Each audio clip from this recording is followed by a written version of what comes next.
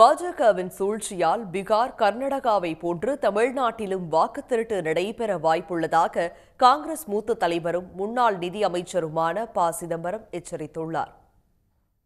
நெல்லை பாளையங்கோட்டையில் தமிழ்நாடு காங்கிரஸ் சார்பில் வாக்குத் திருட்டை தடுப்போம், ஜனநாயகத்தை காப்போம் என்ற பெயரில் மாநாடு நடைபெற்றது. இந்த மாநாட்டில் பங்கேற்று பேசிய கட்சியின் மூத்த தலைவரும் முன்னாள் ஒன்றிய நிதி அமைச்சருமான ப. சிதம்பரம், கடந்த தேர்தல்களில் பல இடங்களில் தோல்வியை தழுவியதற்கு வாக்குத் திருட்டே காரணம் என்று கூறினார். பீகார், கர்நாடகாவை தொடர்ந்து மகாராஷ்டிராவிலும் வாக்குத் திருட்டு நடைபெற்றதற்கான ஆதாரங்களை ராகுல் வெளியிட உள்ளதாக கூறிய அவர், அந்த நிலை தமிழ்நாட்டிலும் நடைபெறக்கூடும் என எச்சரித்தார். அதற்கான சதி வேலையை பாஜக செய்து வருவதாகவும் ப. சிதம்பரம் குற்றம் சாட்டினார்.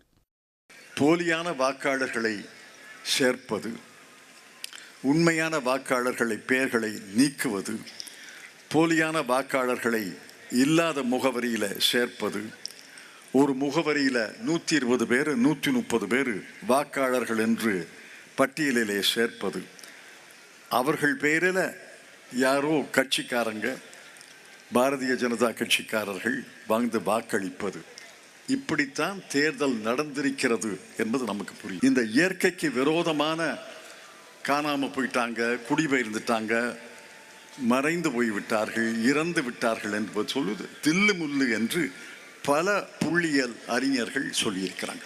இதுதான் வாக்கு திருட்டு.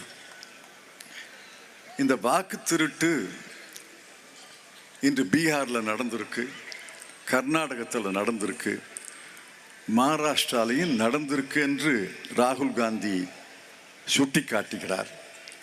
அதற்கான ஆதாரங்களை எல்லாம் வெளியிடப் போவதாக சொல்லியிருக்கிறார்.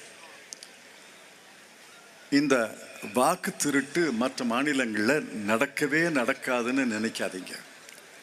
தமிழ்நாட்டில் நடக்கலாம். நடக்கக்கூடிய சதி பின்னக்கூடிய பாரதிய ஜனதா கட்சி இருக்கிறது.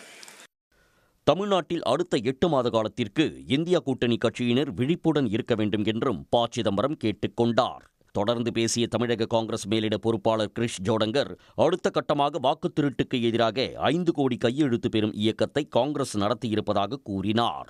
ஜனநாயகத்தை காப்பதில் நாட்டிலேயே தமிழ்நாடு முன்னோடியாக திகழ்கிறது என்றும் அவர் பாராட்டினார். The punishment for this thief called Narendra Modi is that you vote against him with all your might. Tamil Nadu will teach him a lesson. Tamil Nadu will teach the entire country how to catch this thief and how to punish this thief.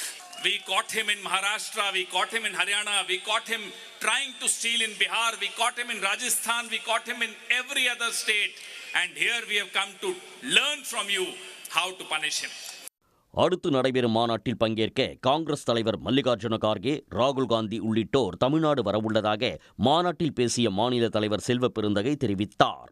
இந்த மாநாட்டில் பாஜக முறைகேடுகளுக்கு ஆதரவாக செயல்படும் தேர்தல் ஆணையத்தை கண்டித்து தீர்மானம் நிறைவேற்றப்பட்டது. உடனுக்குடன் செய்திகளை தெரிந்து கொள்ள சன் நியூஸ் பெல் ஐகானை கிளிக் பண்ணுங்க.